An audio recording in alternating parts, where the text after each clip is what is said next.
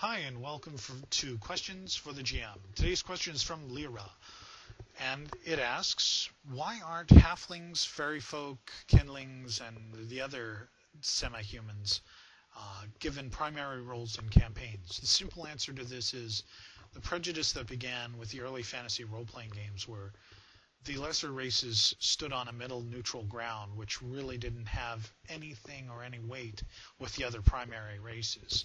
Now, we could go on and talk about how specific campaigns are structured around fairy folk and fairy lore and stuff like that.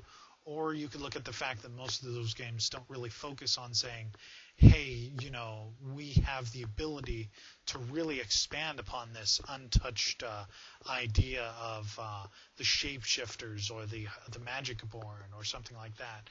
Where the game that I've created, Eon Legacy, found at eonlegacy.com, is pretty much straightforward, a guideline to create your own universe, create your own world.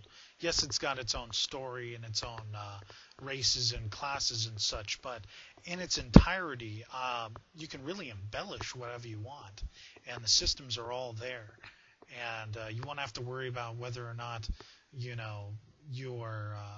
have a source book which you can go to for fairy tales and information, because heck, you could say, hey, this is what we're going to be using.